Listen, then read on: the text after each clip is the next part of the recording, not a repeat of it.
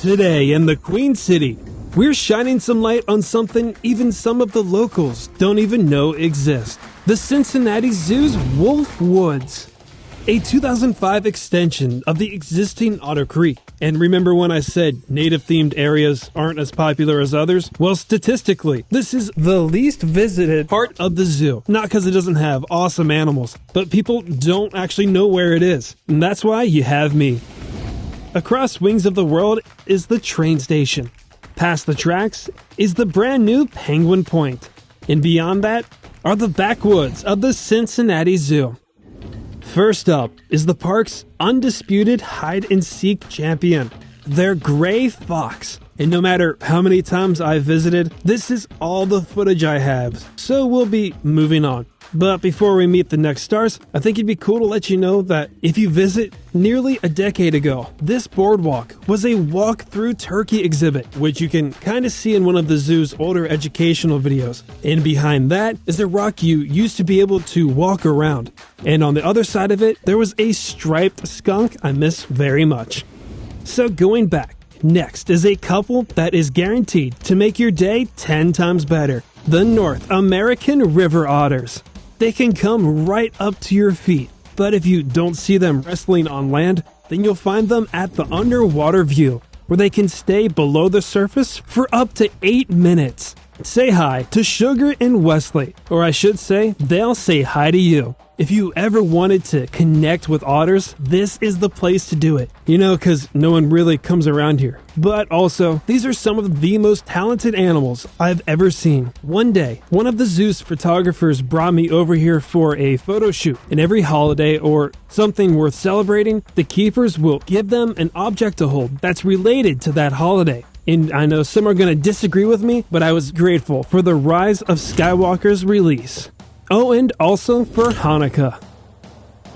A boardwalk then takes you deeper into this shallow forest. And at its end are the animals that give these woods a name. The Mexican wolf.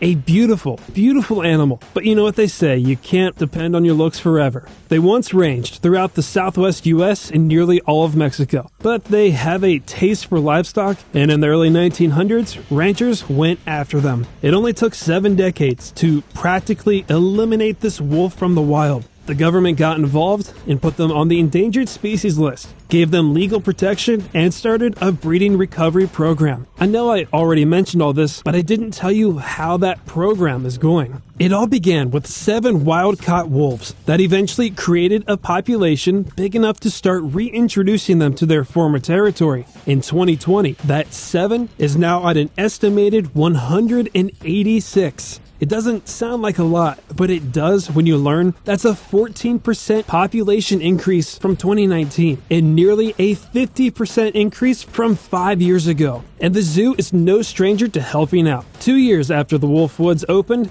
10 pups were born from 1 litter. Today, you'd find 3 males, Shadow, Bruce, and Waya. So breeding may have stopped for now, but these boys may one day actually be released into the wild. Their Cincy Sanctuary, once home to cheetahs, is one of the zoo's greatest exhibits. A 13,000 square foot wood. You'll watch them from 2 boardwalks on either side of the Wolf Research Station.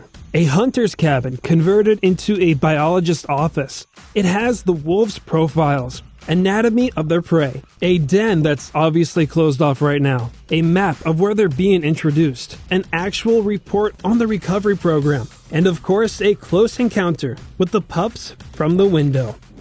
I know this all seems like a perfect finale, but I can't leave without mentioning a feathered friend.